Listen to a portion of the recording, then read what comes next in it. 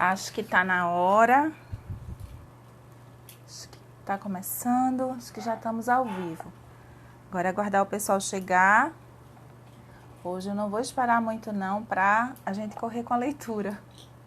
Tá cada dia mais corrido. Theo Apsita entrou. Boa noite, Vanessa.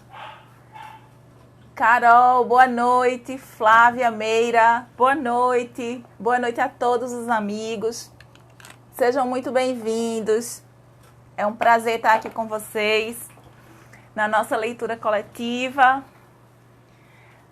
Hoje eu vou aguardar só um pouquinho as pessoas entrarem para a gente começar, porque a gente está com o final do capítulo 6 e para correr para ver se a gente dá conta do capítulo 7. Boa noite, Carol. Seja muito bem-vinda. Que ótimo, que delícia. A gente está aqui no nosso projeto de leitura coletiva do livro Alex e Eu. É um livro muito tocante, emocionante para quem gosta de animais, quem gosta principalmente de aves. E conta a história, né, da cientista Irene Pepperberg. É o relato dela, né, de vida de mais de 30 anos com o papagaio cinzento Alex. E as pesquisas que ela desenvolveu e todo o novo conhecimento que ela trouxe para o universo, né, do estudo das aves, e não só das aves, mas da inteligência, né, da parte cognitiva dos animais, claro que focado para as aves e especificamente para essa espécie aqui, né, que é o papagaio do Congo, o papagaio cinzento. E aí é uma história de amor, do relacionamento dela, a história de vida dela em si, que é uma guerreira. Ela relata desde os 4 anos, então a gente está fazendo todo esse percurso, né, que é uma delícia. A gente se emociona, a gente fica feliz junto com os relatos que ela vai fazendo. E a gente agora está com Doraci, boa noite, seja muito bem-vinda. Gente, vocês não vão acreditar, eu vou mostrar uma coisa para vocês. Eu tô meio cega hoje, tá? Me deem um desconto. Olha o que aconteceu com o meu óculos de leitura. Enfim, mas coisas acontecem, mas a gente continua. Então, assim, me deem um desconto. Zoldapá, boa noite. Sejam todos muito bem-vindos. Gente, o som tá ok, vocês estão me ouvindo bem, a imagem tá ok. Eu espero que esteja tudo ok pra gente começar. Porque a gente hoje vai ter que dar mais uma vez uma carreirinha, tá? Então, a gente hoje vai finalizar o capítulo 6. A gente ficou na página 150 ontem. E a gente tem 7 páginas para finalizar do capítulo 6. Ótimo, joia, massa, massa. Então, som e imagem, ok, então vamos seguir. As lives estão todas salvas, é importante eu falar isso, porque quem está chegando, que pegou o projeto andando, as lives estão todas salvas numa playlist, tanto aqui no Instagram, quanto em uma playlist lá no YouTube. E aí, o nome da playlist é Leitura Coletiva, né? O livro Alex e Eu. E aí, quem quiser depois assistir, vai ficar gravado, né? Para quem quiser assistir novamente, ou enfim. E eu indico muito para quem puder, tiver a oportunidade de adquirir esse livro. Ele é, assim, fantástico, né? Então, gente, eu vou correr um pouquinho, tá? Vamos lá. Rosana, seja muito bem-vinda. Flávia Meira, Doraci, tudo ok? Massa, gente. Então, vamos lá. Gente, o projeto, o cronograma, né? Os próximos dias. Hoje, terça-feira, a gente vai tentar acelerar capítulo final 6 e o capítulo 7. Dia 1 de novembro, segunda-feira, às 18 horas, a gente vai estar marcado para o capítulo 8. E dia 2 de novembro, na terça-feira, às 18 horas, está marcado para o capítulo 9. E aí fica faltando o nosso debate, né? A nossa reunião para conversar. E a gente vai ver como vai fazendo isso ao longo dessa semana. A gente vai ajustando o calendário e eu vou falando para vocês. Então, eu vou fazer uma breve retrospectiva do capítulo 6, né? No capítulo 6, a gente estava lendo a mudança de Irene, né? De Northwestern para Tucson, na Universidade do Arizona. Aí ocorreu a separação dela, ela se sentiu lá em muita conexão com a natureza, né, nesse local onde ela foi morar. Os treinos, ela iniciou treinos com os novos papagaios Alo e Kio, Ela também iniciou os treinos com Alex sobre os números arábicos e ela teve uma grande evolução nos treinos. E Alex se mostrou cada vez mais inteligente e surpreendente, né, com o comportamento dele. E ela também teve grandes avanços fonéticos com Alex, né? E aí chegou o novo papagaio Griffin. A gente estava mais ou menos por aí. E aí a gente parou na página 150. Mas eu vou voltar um pouquinho para a página 149, onde no último parágrafo, tá? Para a gente continuar. Então, a gente vai iniciar a nossa leitura, tá? Vamos lá, então. E depois a gente pega o capítulo 7. Capítulo 6, página 149, é o último parágrafo. O sentimento foi quando o Griffin, o novo papagaio, chegou no pedaço, né? Então, ela está relatando. O sentimento territorial é natural entre os cinzentos, sobretudo entre os pássaros dominantes. Inquestionavelmente, Alex era um deles, né? Alex era uma ave dominante. Um exemplo disso é que nem Kio nem Alo foram bem-vindos na mesa de Alex. E quando tentamos colocá-los ali, tivemos de arrancá-los antes que se engalfinhassem com os bicos. Outro que se tornou malquisto foi um brinquedo parecido com um cinzento. Na metade dos anos 90, eclodiu uma febre passageira por brinquedos que repetiam as últimas palavras ou os sons que as crianças faziam. Uma aluna graduada levou uma versão desses brinquedos para o laboratório, um papagaio de pelúcia. Colocou-o sobre a mesa de Alex, que adotou exatamente a mesma postura que tivera com o pobre Griffin. Aproximou-se lentamente com a cabeça inclinada para a frente e o bico armado, produzindo aquele som característico de grasnido. Claro que o brinquedo grasnou de volta. Isso deixou Alex ainda mais enfurecido, pronto para rasgar o bichinho de pelúcia em pedaços. O brinquedo foi retirado por segurança e nunca mais pôs o bico no laboratório. Nem todos os brinquedos provocavam a mesma agressividade. Alguns provocavam reações atávicas, enquanto outros não. Depois de uma apresentação de Alex na emissora de TV local, ninguém lhe mandou de presente um papagaio de brinquedo, que soava música quando se apertava um botão. Quer dizer, desculpa, gente, alguém lhe mandou de presente um papagaio de brinquedo. Nós o deixamos suspenso sobre um dos lados da mesa de Alex, que o ignorou por completo. Após mais ou menos uma semana, de repente, ele olhou atentamente para aquele papagaio dependurado, aproximou-se e disse, coça! Inclinou a cabeça na direção do brinquedo, tal como fazia com os alunos quando o coçavam no pescoço. Como não acontecia o que esperava, olhou para o brinquedo alguns segundos e disse em seguida, você, bobo, retirando-se com um ar de ofendido. O brinquedo não coçou ele, né, gente? Vez por outra, quando Alex agia como um tolo, os alunos diziam, você, bobo. Aparentemente, aprendera a usar a expressão sem que ninguém o treinasse. Não só a usar a expressão, mas assim, o contexto da expressão, né? Ele colocava no momento certo. Brand Heinrich é um professor de zoologia na Universidade de Vermont, que agora está aposentado. Corvos e gralhas são uma de suas paixões.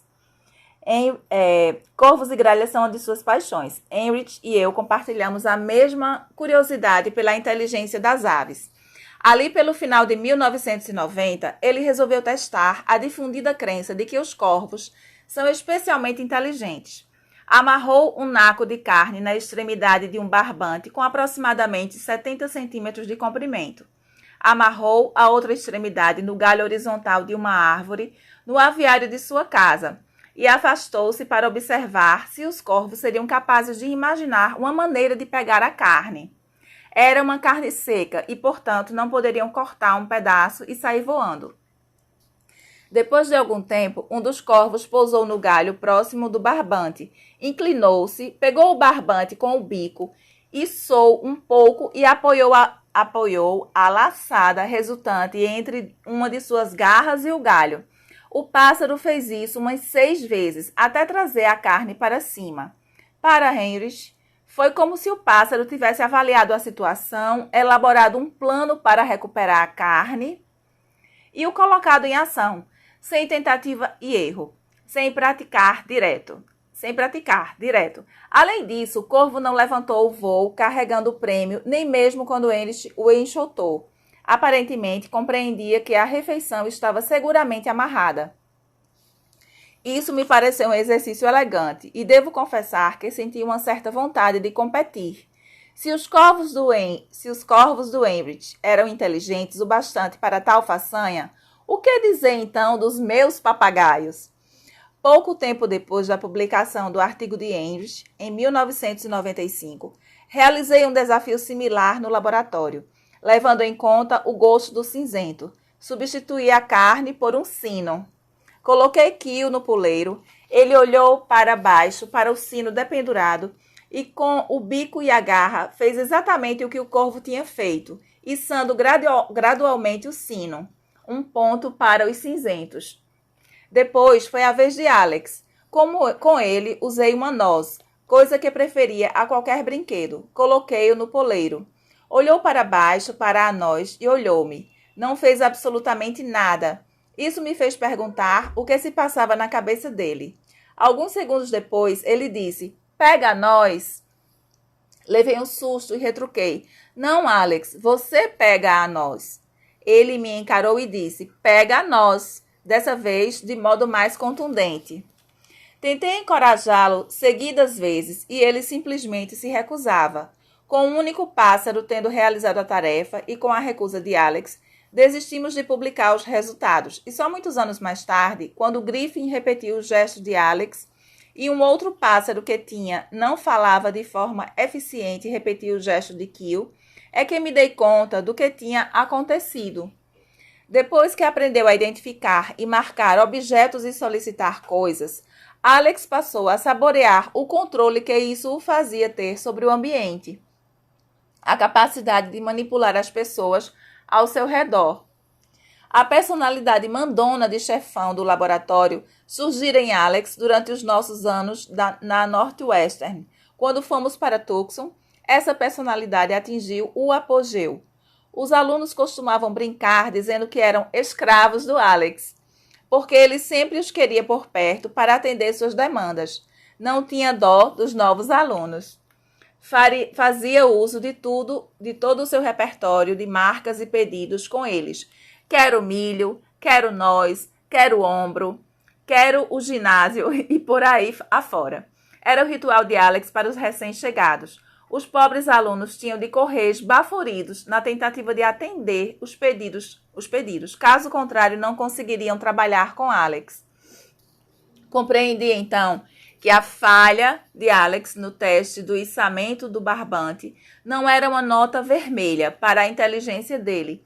Era, sim, a medida do senso que fazia de sua importância a experiência de ser atendido em seu pedido. Se eu tinha feito algo idiota em prender uma noz na ponta de um barbante, em vez de entregá-la diretamente a ele, então eu é que teria que dá-la quando ele pedisse. Caso contrário, nada de jogo. E por que Kio fez o que Alex recusou-se a fazer? Provavelmente porque naquele momento do experimento tivesse pouco comando das marcas e demandas e, portanto, ainda não habituado a controlar as pessoas. Ativar a inteligência nata de cinzento para obter o que queria. Alex, pelo contrário, valera-se de sua importância.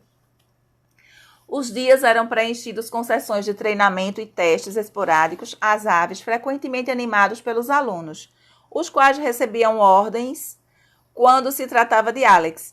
Às 5 horas da tarde, os alunos se retiravam e restávamos apenas os pássaros e eu. Kio era o menos sociável e preferia ir para sua gaiola. E eu jantava, tendo Alex e Griffin como companhias. Na verdade, jantávamos juntos porque eles insistiam em participar da minha refeição. Adoravam vagens e brócolis. Minha função era assegurar que os dois recebessem partes iguais, porque senão haveria briga. Vagem verde, gritava Alex quando achava que Griffin ganhara a maior porção. O mesmo acontecia com Griffin. Com o estreitamento da relação entre eles, passaram a criar um dueto cômico. Verde, dizia Alex. Vagem, replicava Griffin. Verde, vagem. Seguiam essa alternância, deliciando-se mais e mais. Depois do jantar, eu os levava para a minha sala e os colocava em seus respectivos poleiros para que pudessem me ver respondendo e enviando e-mails e trabalhando no computador. A gente mostrou, né, essa foto, naquela parte que tem as fotos, né, ela trabalhando no computador e Alex na cadeira junto. Constantemente pediam guloseimas como nozes, milho e macarrão. O poleiro de Alex sempre tinha de ficar um pouco mais alto que o de Griffin, porque ele era o pássaro sênior. Onde quer que fôssemos, Alex teria de estar literalmente no topo. Talvez pela atenção que foi dada a Griffin quando ainda era filhote, Alex nunca deixou de sentir ciúmes dele. Se por alguma razão eu entrasse no laboratório e falasse com Griffin antes de falar com Alex, poderia esquecer dos meus planos de trabalhar com Alex. Ficava emburrado o dia inteiro. É inacreditável, né, gente? E aí, gente? Sua leitura é muito boa, eu amo. Bruninha, 1254. Obrigada, Bruninha, obrigada. Que delícia, sejam muito bem-vindos. Gente, eu tô meio cegueta hoje, tá? Que o óculos de leitura quebrou, mas vamos em frente. Nosso plano de fazer Alex atuar como tutor de Griffin só deu certo em parte, mas o aprendizado de Griffin sempre foi melhor na presença de 2 treinadores humanos do que com um deles e Alex. Não sabemos exatamente por quê. Há várias possibilidades. Uma delas é que Alex tratava o pobre Griffin como se este fosse um chato, e talvez isso deixasse Griffin intimidado. E na ocasião, Alex se recusava a questionar Griffin e isso nos impedia de trocar os papéis de modelo rival. Aquela técnica, né, que ela falou desde o início, a técnica modelo rival. E treinador, modelo rival e treinador. Uma troca que era parte crucial do procedimento. Ou talvez Griffin imaginasse que as trocas entre Alex e os alunos eram duelos especiais que lhe eram interditos. Quando livres da natureza, os cinzentos estabelecem tais duelos com seus parceiros. Além disso, Alex praticamente nunca deixava de se exibir. Às vezes, quando Griffin hesitava, ele dava a resposta certa. Ou então dizia para Griffin, fale claramente. Expressão que significava que Griffin devia falar com mais clareza. De vez em quando, Alex dava respostas erradas, aparentemente apenas para confundir o outro. Griffin era tão bonzinho que nunca se incomodava com as gabolices e o autoritarismo de Alex. Alex vivia feliz no laboratório, tal como os outros pássaros. E por que não? Eles recebiam mais atenção do que a maioria das aves de estimação. Mas de vez em quando eu levava Alex para minha casa para lhe oferecer uma paisagem extra. Ele adorava ficar na janela e observar as árvores e tomar sol. Não era muito fácil tê-lo dentro de casa porque ele queria que eu estivesse sempre ao seu lado. Odiava ser posto na gaiola durante o dia, quando eu precisava, por exemplo, dar uma saída. Mas na maior parte do tempo eu ficava em casa e ele se sentia livre para se pôr ao meu lado e desfrutar uma profunda alegria. Tudo mudou em certo dia de 1998. Acabara de trazê-lo para dentro de casa e já o tinha colocado no poleiro, quando de repente ele começou a ficar bastante agitado, gritando e dizendo: quero voltar, quero voltar.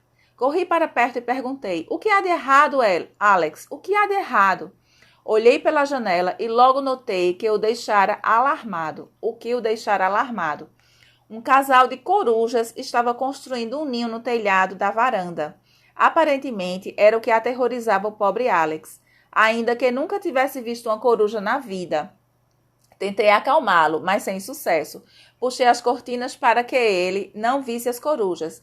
Mais uma vez, não deu certo. Quero voltar, quero voltar.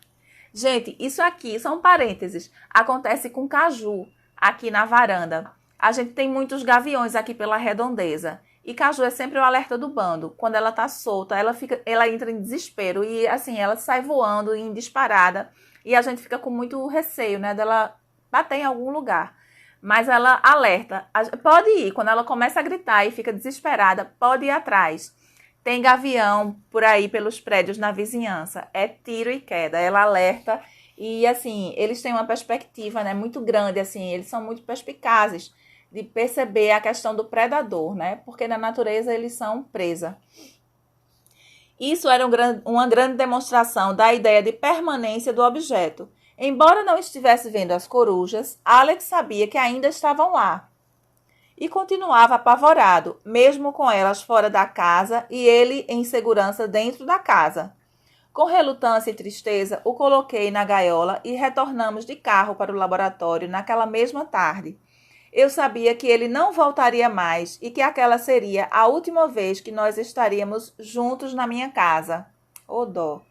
E com isso me dei conta de que, apesar de Alex ter vivido sempre em companhia dos humanos, apesar de ter vivido todos aqueles anos comigo, apesar de sempre o ter visto como o meu Alex, havia alguma coisa nele e sempre haverá, alguma coisa fora do alcance de qualquer outra pessoa e até mesmo de mim.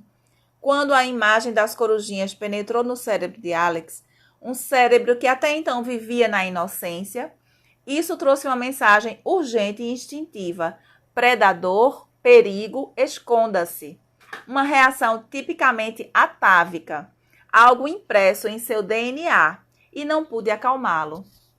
Final do nosso capítulo 6. Agora a gente vai para o capítulo 7, na página 159, que tem o título Alex High-Tech. Vamos lá, a gente correr. Meus alunos e eu passávamos horas a fio com Alex, fazendo-o aprender a produzir e a compreender marcas, sons identificadores para objetos e conceitos.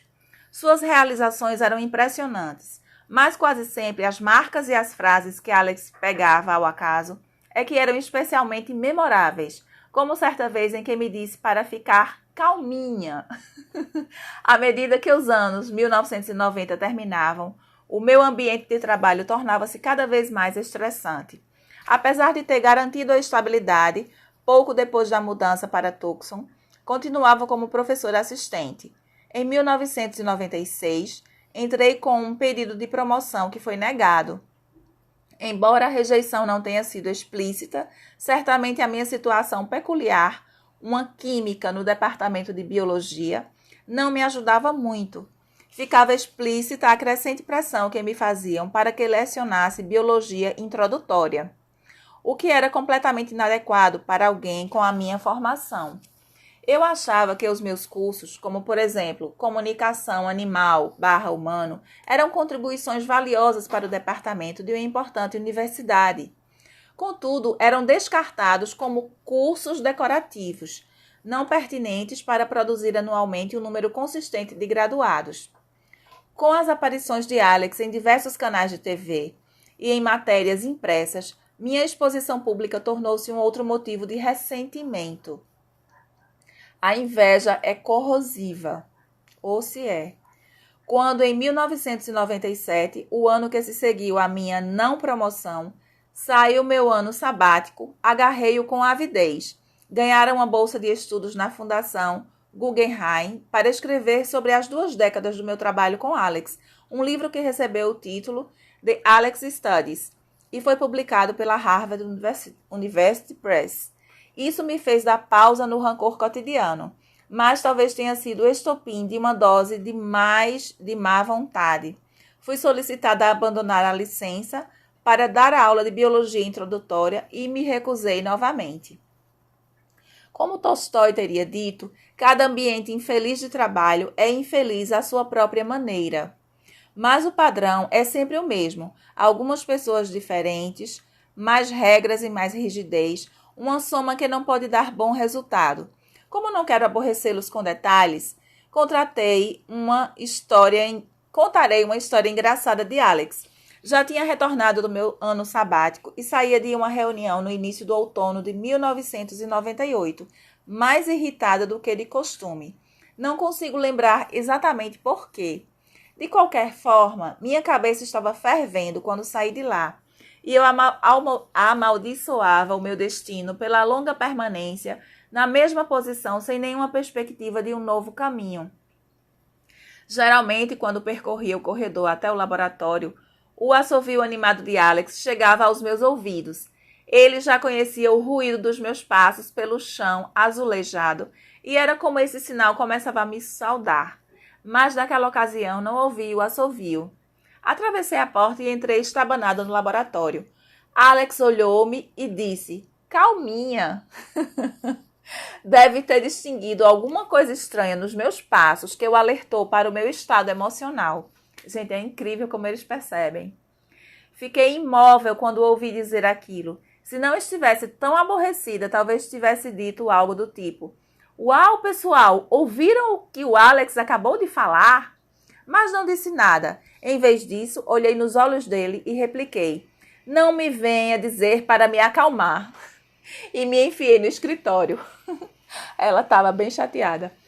Cerca de um ano mais tarde, essa pequena discussão foi parar no New York Times. Uma repórter do jornal escrevera uma matéria sobre mim e Alex, onde dizia: às vezes, a doutora Pepperberg e Alex engalfiam-se como um velho casal. Cerca de um mês depois, recebi um e-mail inesperado de Michael Bove, diretor do Consumer Electronics Laboratory, um setor do laboratório de mídia do MIT.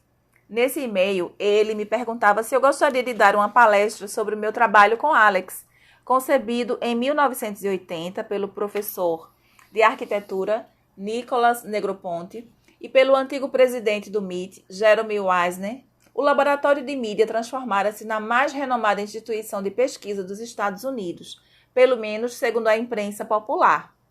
Era célebre por apoiar as mais brilhantes engenhocas tecnológicas com o objetivo de inventar o futuro, como colocou Stuart Brand em 1987, em seu livro sobre o laboratório. Nos meios da tecnologia e da comunicação, este laboratório é definido como o máximo. Vamos lá, gente. Eu tinha, portanto, algumas informações do laboratório, pelo que lera em revistas e jornais, mas não fazia a menor ideia da razão pela qual estavam interessados em uma mulher que conversava com papagaios. De todo modo, aceitei o convite. Pelo menos faria uma visita à minha amada Boston. O laboratório de mídia está situado em um edifício branco e futurista na Ames Street, em Cambridge, conhecido regionalmente como Banheiro de Pei, uma referência a I.M. Pei, um arquiteto célebre que o planejou. Cheguei lá no início de dezembro e fui recebida por Mike Bove. Ele ofereceu-se para me mostrar o entorno antes do almoço e foi logo avisando: o laboratório de mídia é um pouquinho chocante à primeira vista. Estava certo. Você chega no terceiro andar e na saída do elevador dá de cara com um paraíso tecnológico sonhado por qualquer adolescente. O lugar é todo de paredes de vidro e computadores, e mais um sem fim de tralhas espalhadas por tudo quanto é canto, no chão, nas paredes e dependuradas no teto. Segundo Mike, à noite os corredores são assombrados com coisas malucas como robôs em miniatura e autômatos esquisitos que vagam por ali. O espírito da liberdade que domina o lugar encoraja a normatização da inovação e da rebeldia. Lá, estar prestes a romper os limites não só é permitido, como esperado. Os diferentes setores do terceiro andar eram conhecidos como o jardim, a selva e o lago, o último referindo-se ao pântano primordial de onde todas as criaturas inesperadas poderiam emergir. Nada do que eu tinha lido ou visto chegava perto da liberdade criativa e do pensamento revolucionário que o laboratório exigia. Fiquei literalmente hipnotizada. Durante o almoço, Mike disse casualmente: já pensou na possibilidade de viver um ano aqui?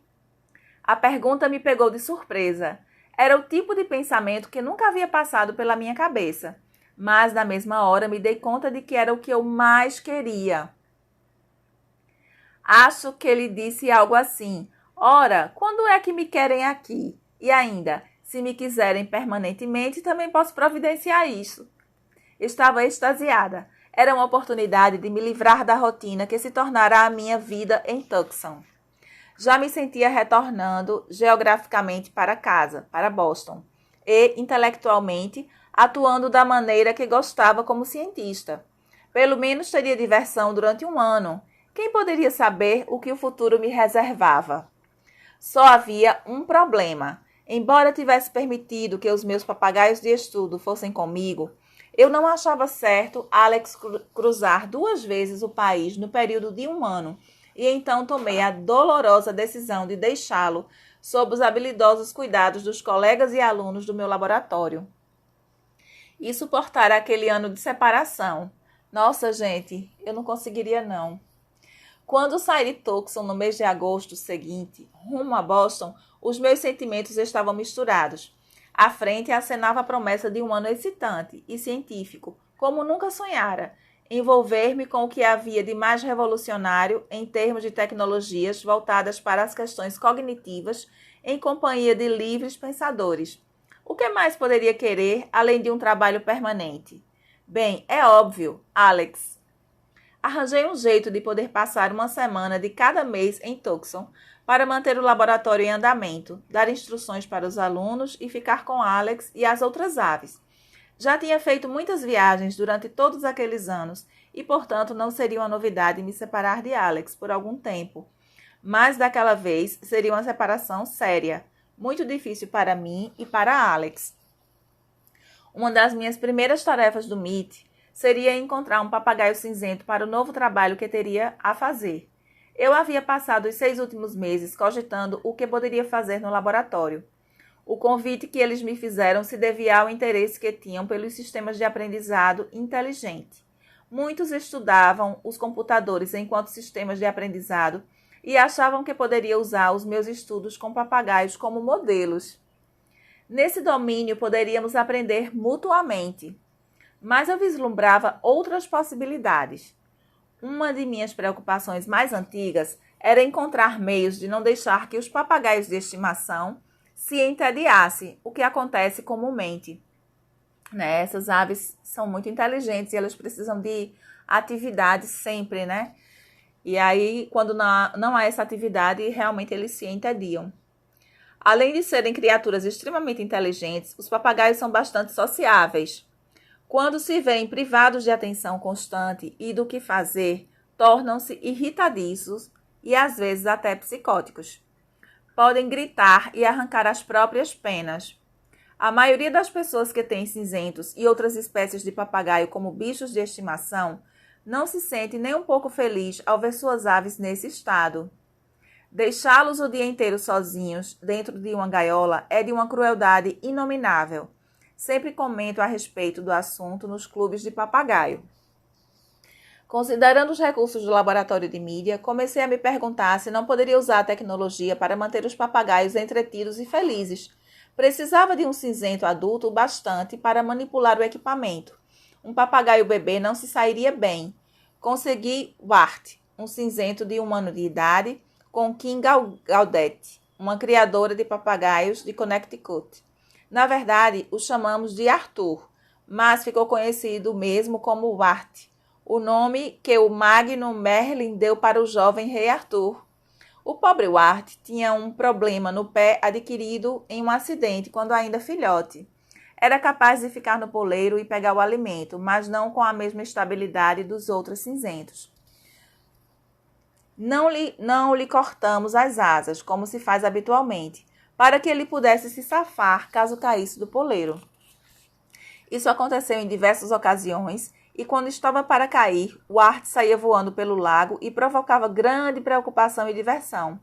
Ele também gostava de visitar sua secretária favorita, que sempre o alimentava às escondidas com as proibidas batatas fritas. Meu senhor! A filosofia do laboratório era simples. Aqui há toneladas de recursos, tanto físicos como intelectuais. Portanto, siga em frente e faça algo interessante. Logo me juntei informalmente a Bruce Bloomberg, cujo foco era a forma pela qual os cães tomam decisões e a criação de sistemas de computação capazes de aprender as coisas que os animais aprendem com facilidade. Bruce tinha um cachorro, um sedoso terrier, uma coisinha linda que, segundo ele, era a sua inspiração. Nossos interesses intelectuais coincidiam bastante e, como ele era o cara do cachorro e eu a moça do pássaro, intitulamo-nos Woofers e Tweeters, o par de alto-falantes, um grave e o outro agudo. Muito bom. Não demorou muito para que me visse trabalhando em vários projetos com alguns alunos graduados de Bruce. Ben Hesner em particular. Um dos projetos era o serial T.R. Hacking, título inspirado na palavra hack, picareta, que no MIT significava brincadeiras práticas baseadas na tecnologia, no qual o Art tinha que identificar instruções sob a forma de imagens simples e depois realizar com uma alavanca uma combinação de puxão, salto e rotação para liberar sua comida. Um outro projeto era uma babá eletrônica de pássaros elaborada para impedir que o papagaio se esguele. Um outro problema bastante comum. Este projeto envolvia uma tela que exibia vídeos e imagens imóveis para o papagaio. O teor das imagens exibidas dependia da intensidade do barulho que o pássaro fazia. Abaixo de um nível desejado, as imagens teriam de ser positivas, tais como fotos do dono do pássaro, de papagaios na natureza, enfim, coisas do gênero. Se os assovios e os gritos excedessem o nível desejado, as imagens teriam de ser negativas, como, por exemplo, a de uma ave predadora em seu mergulho sobre a presa ou a de um predador terrestre esgueirando-se para a caça. A ideia era produzir um sistema de som capaz de captar o nível sonoro dos gritos do pássaro e controlar as imagens de modo apropriado. Cogitávamos ainda algo que chamamos de ninho inteligente, um dispositivo para rastrear o comportamento dos cinzentos nos seus lugares de origem, na África. Começamos então a trabalhar um dispositivo de rastreamento que teria de ser pequeno e leve o bastante para ser acoplado às costas dos cinzentos, de maneira que pudéssemos monitorar os movimentos deles durante o dia. Tá tudo certo, né, gente? Vamos em frente. Além disso, desenvolvíamos um sistema para ser utilizado tanto para enriquecer o vocabulário dos papagaios, como para trabalhar com crianças autistas. Imaginamos que se poderia dispor de uma série de brinquedos carregados com uma frequência de rádio identificadora. A ação de pegar um brinquedo detonaria a exibição de um vídeo sobre este brinquedo em particular. Por exemplo, se o brinquedo fosse uma chave, papagaios gostam de chaves para se coçar. O vídeo seria então de alguém dizendo algo assim: uma chave! Você tem uma chave! Uau! Olha a chave! Se o brinquedo era deixado de lado, o vídeo imobilizava. De qualquer forma, a ideia era essa, e a chamávamos de computador poliglota. O desafio era ter uma variedade de vídeos para que os pássaros ou a criança não se entediassem. Se isso soa um pouco estéril, o fato é que não deixava de ser. O tédio era um problema constante para o Ort. Era difícil tornar esses brinquedos interessantes de modo a manter a atenção dele por muito tempo. Se um aluno não graduado entrasse na sala durante a sessão, certamente o Ort acharia o recém-chegado bem mais interessante do que empurrar ou puxar uma alavanca. Ben costumava dizer que ele e os alunos tentavam passar a perna em Ort, enquanto o papagaio se ocupava em tentar passar a perna nos alunos. Os alunos, por sua vez, diziam que era como se o Ort estivesse falando: ora, me deem um problema de verdade, esse aí é muito fácil para uma ave esperta como eu. Na primavera que se seguiu à minha chegada, ocorreu um pequeno simpósio chamado Wired Kingdom, organizado por mim e Bruce. Lá pude ouvir a descrição de todo tipo de modos de uso de itens eletrônicos para o estudo dos animais, tanto na natureza como nos zoológicos. Eu me senti renovada, não só pela oportunidade de interagir com alunos tão brilhantes e motivados, mas também porque amei aquilo. Aparentemente, a diretoria também, porque pouco depois do simpósio solicitarem a minha permanência por mais um ano,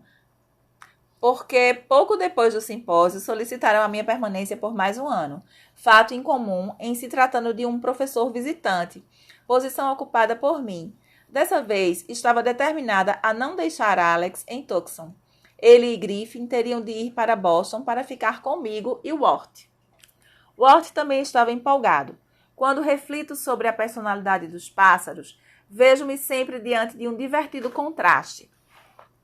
Alex era como aquela criança que na sala de aula sempre sabe as respostas, saracoteando seguidas vezes com a mão erguida na carteira, à espera de ser a escolhida para responder à pergunta do professor. Griffin é como uma criança inteligente que, pela timidez, tentava ficar invisível para não ser escolhida pelo professor.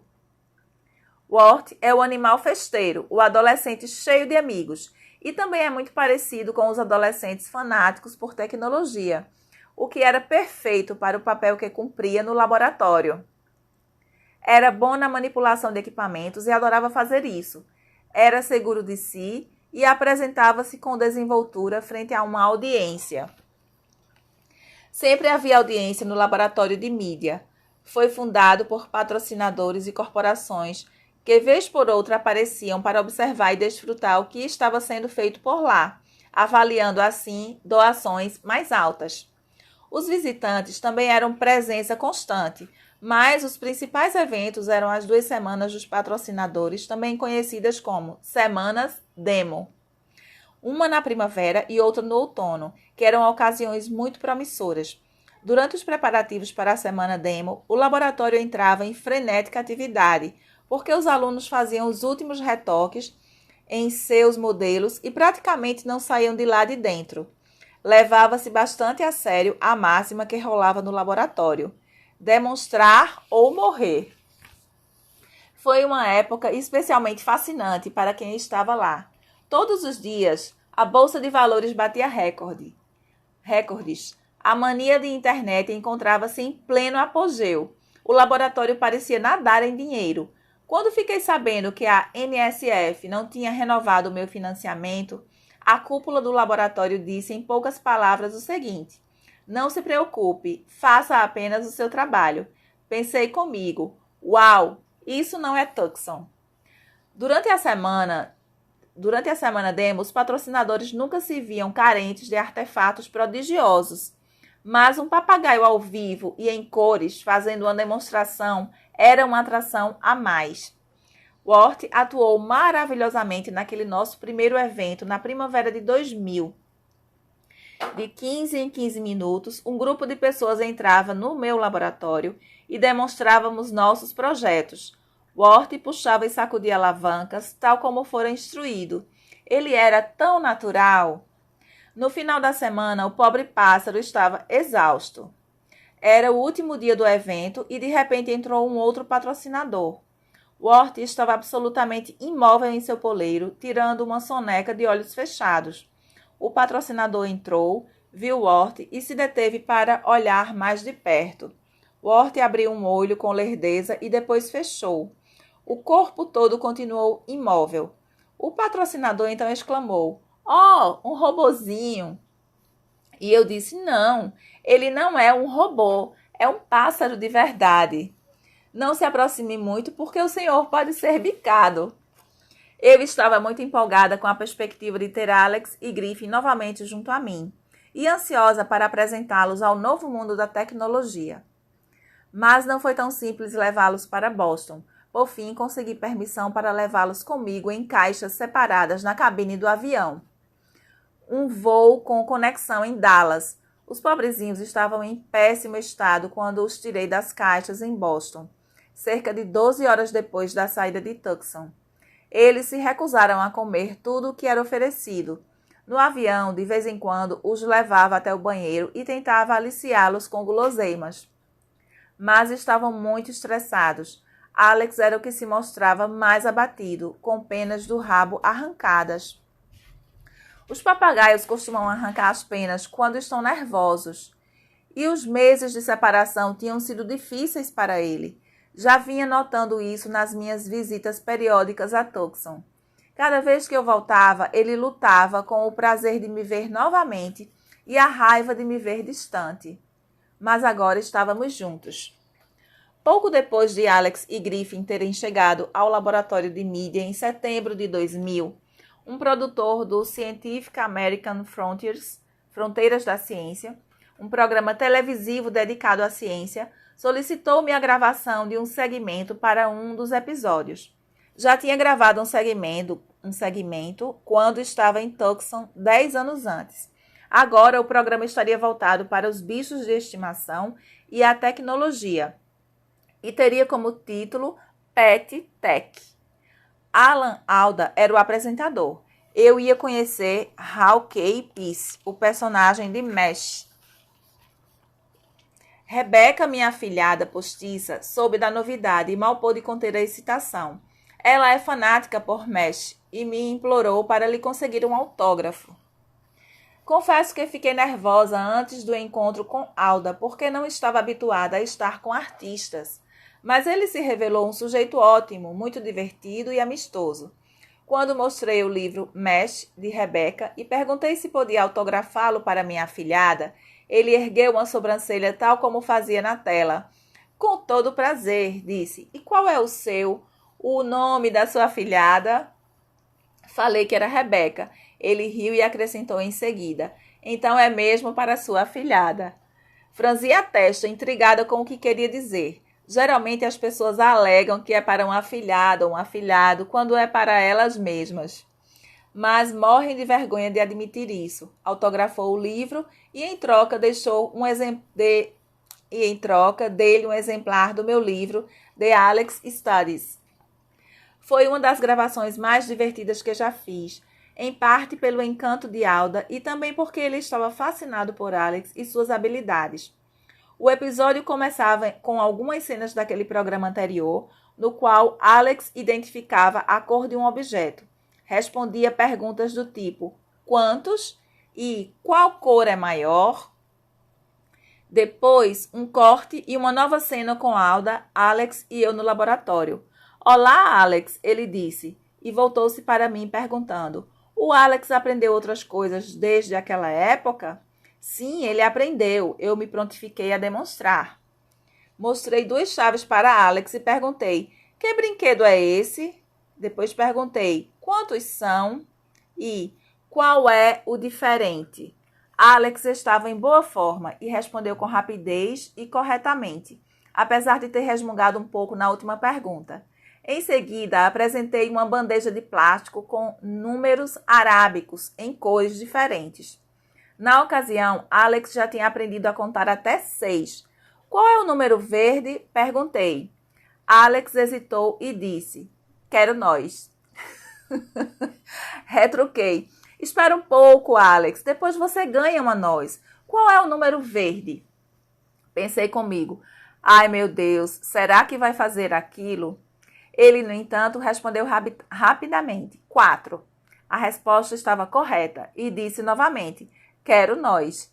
Dê-lhe uma nós. Alda estava sentado ao lado, rindo e balançando a cabeça, claramente impressionado com os talentos de Alex. Expliquei a técnica modelo/rival que eu utilizava para ensinar marcas e conceitos para Alex e sugeri uma demonstração naquela hora.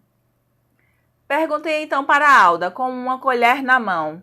Que brinquedo é esse? A sessão seguiu em frente, com ambos se fazendo perguntas e dando respostas um para o outro. Depois Alda voltou-se para Alex e perguntou, Alex, que brinquedo é esse? Quero nós, disse Alex. Por fim, emitiu o som da primeira letra da colher e depois algo que soava parecido com a palavra inteira. Não era uma palavra fácil para ele.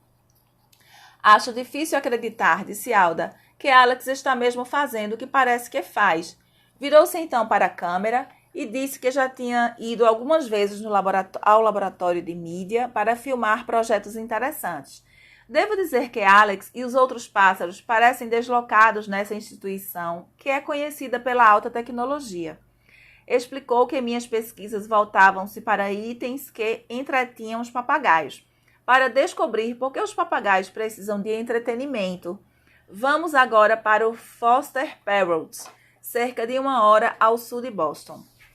Foster Parrots é uma instituição de resgate de papagaios administrada por Mark Johnson. Lá tivemos uma conversa sobre os problemas que as pessoas costumam ter com os papagaios de estimação, que são obrigados a ficar sozinhos durante o dia, o que eu vinha martelando havia muitos anos. É como colocar uma criança de 4 anos dentro de um cercadinho pela manhã e deixá-la sozinha o dia inteiro, eu disse. Claro que essa criança estará zangada e chateada quando você chegar em casa. Com os papagaios é a mesma coisa. É preciso que se tenha em mente que os cães têm milhares de anos de domesticação. explicou Johnson. A maioria não tem problema em ficar sozinha em casa. Mas os papagaios não são domesticados. São animais selvagens que retiramos do seu habitat natural para enfiá-los em pequenos espaços dentro de casa ou trancafiá-los em gaiolas. Não podemos nos esquecer disso. Por isso, precisamos de soluções para entretê-los quando não estamos em casa. Hoje, né, isso aí está sendo cada vez mais difundido, né? E a gente tem as opções de enriquecimento ambiental, que graças a Deus muitas lojas já estão divulgando, né? E a questão comercial também, de certa forma, está ajudando nesse aspecto. É uma evolução, né, gente? E Irene abriu muito o caminho para tudo isso. Vamos lá, página 175. E depois o programa dava um corte de volta ao laboratório, onde Wart fazia uma exibição magistral do equipamento Serial TR Hacking. Em seguida, eu descrevia aquilo que chamávamos de Interpret Explorer. Ben Reisner sugerira a ideia nas primeiras sessões, quando ainda quebrávamos a cabeça na tentativa de achar formas de entretenimento para os papagaios. Por que não encontrar um meio de fazer com que os papagaios naveguem pelos sites que acharem mais interessantes? Gente, se estão ouvindo cachorros, são meus cachorros. Faz parte. Ele disse mais como uma piada do que como algo sério, mas obviamente o pessoal do laboratório de mídia adorou e logo conseguimos fundos para desenvolvê-lo. Quando finalmente Ben se viu com algumas coisas em mãos, não era propriamente um meio para que Alex e seus amigos navegassem na internet. Mas os jornalistas se apaixonaram pela ideia. Os criadores de manchetes se divertiram muito. Dê um mouse para essa ave. Um exemplo, Polly quer surfar na rede. Outro, na internet ninguém sabe se você é um papagaio. Outros mais. Por fim, a ideia foi adaptada para Alex ou para qualquer outro papagaio que, por meio de um joystick, selecionava entre as quatro opções: imagens, música, jogos e vídeos. Dentro de cada opção havia, por sua vez, 4 outras opções.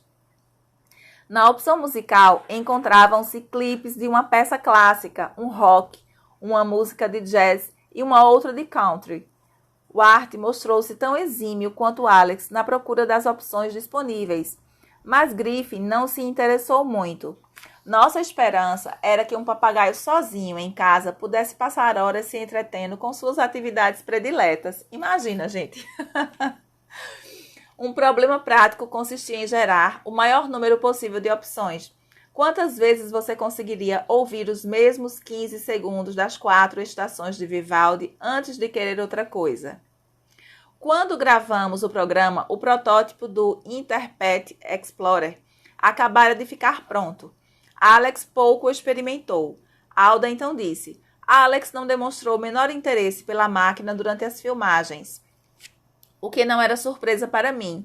Alex estava muito mais interessado em Alda, em mim e em tudo o que estava acontecendo em volta do que naquela pequena e limitada máquina.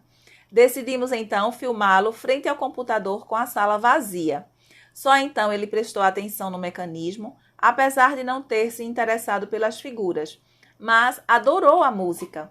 O programa terminou com Alex frente à tela, selecionando repetidamente a opção musical, assoviando com entusiasmo enquanto acompanhava as músicas executadas e balançando a cabeça em uma clara demonstração de que estava se divertindo. Tudo no laboratório de mídia era maior do que eu tinha em Tucson, exceto o espaço físico. Eu dividia uma sala com Wart. Ele era como um bichinho de estimação do pessoal do laboratório, mas não estava sozinho nesse papel porque muitos cães transitavam pela área. Nosso espaço de trabalho no terceiro andar do lago media aproximadamente 24 metros quadrados.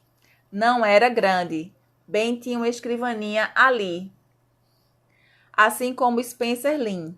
Spencer fora um dos meus alunos graduados no laboratório de Tucson, onde era o queridinho de Alex. Claro que eu tinha uma relação especial com Alex, mas em geral ele preferia os homens e principalmente os altos e com cabelos compridos, tal como Spencer. Muitas vezes Alex zanzava pelo laboratório de Tucson à procura de Spencer. Quando Spencer aparecia, Alex subia apressado pelo braço dele, se empoleirava no ombro e fazia a dança de acasalamento dos cinzentos. Spencer era a única pessoa que Alex chamava pelo nome. Ele costumava dizer: "Vem cá, ser." Coisa linda. Contudo, em 1999, Spencer cometeu um crime crucial contra a estima de Alex ao ir para a África por 3 meses estudar o comportamento dos cinzentos. Abandonou Alex. Alex nunca o perdoou e nunca mais o teve como seu queridinho. Gente, eles guardam mesmo. E agora partilhavam o mesmo espaço no laboratório, junto com Ben, Griffin, Ward, um programador estagiário, muitos computadores, diversos tipos de equipamentos eletrônicos, maçaricos, 2 gaiolas e um bando de alunos não graduados, cujo trabalho consistia em treinar as aves. Até hoje não entendo como Ben e Spencer conseguiram trabalhar. Sentavam-se em suas escrivaninhas para ler, operar os computadores ou construir algo para um dos projetos para animais de estimação. A poucos passos de distância, os alunos não graduados estavam sempre falando coisas como: "Alex, de que cor é o 3? Qual é a cor? Ou então, Griffin, que material é esse?"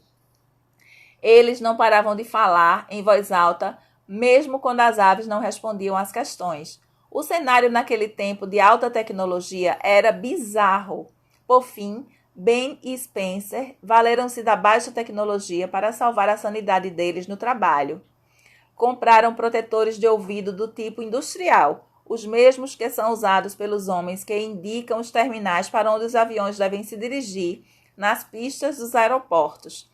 Segundo Ben, isso funcionava. Ele dizia que só assim podiam trabalhar alheios ao barulho ao redor. Todo dia, por volta das 5 da tarde, Alex dizia: quero voltar, indicando que já era hora de se retirar para os aposentos, onde ele e Griffin passavam a noite. Enquanto isso, Ward se dirigia para a minha sala a fim de passar a noite. De um outro lugar também soava o "quero voltar" dos lábios de Ben. Segundo ele, isso fazia parte de um jogo no qual tentava ver até onde poderia chegar utilizando o vocabulário de Alex. Não muito tempo depois, ele parou, mas vez por outra se flagrava dizendo: quero voltar. Por exemplo, no final de uma festa que tinha ido com a esposa. Muitas vezes os amigos chegavam até a pensar que ele estava louco, assim como pensou certa noite o garçom de um restaurante. O garçom veio até nossa mesa e perguntou: gostariam de saber quais são os nossos pratos especiais? Respondemos com todo prazer. Temos perca chilena ao pesto, servida com abobrinha e vagem. Minha mulher olhou-me e fizemos o dueto verde vagem, que Alex e Griffin costumavam fazer. O garçom nos lançou um olhar que parecia dizer: esses dois são loucos ou o quê? O senhor Alex tinha um jeito de entrar na cabeça das pessoas. Gente, faltam 2 minutinhos e ainda temos 3 páginas e meia. Não vamos conseguir concluir o 7º capítulo, mas vai ficar bem pouquinho para o próximo encontro, tá? Então, eu preciso daqui a pouquinho realmente desligar para poder conseguir salvar a live e deixar salva lá na playlist, né? Porque aí quem não assistiu ou quem vai chegar aí vai querer assistir, acompanhar, ou quem quer ver de novo, ficar disponível lá, tá? Eu agradeço a presença de todo mundo aqui que está assistindo, que está acompanhando, que está nos motivando. E a gente vai se encontrar agora na próxima segunda-feira, né? Dia 1º, certo? Qualquer coisa, disponibilizo nos stories ou no feed o cronograma, tá, gente? Eu vou precisar desligar de fato para poder salvar a live. Tenham todos uma ótima noite. Foi muito bom estar aqui com vocês. Mais um encontro, mais um capítulo. E vamos em frente, né, com o nosso projeto. Um beijão para todo mundo. Fiquem com Deus e um bom descanso aí. Tchau, gente. Boa noite.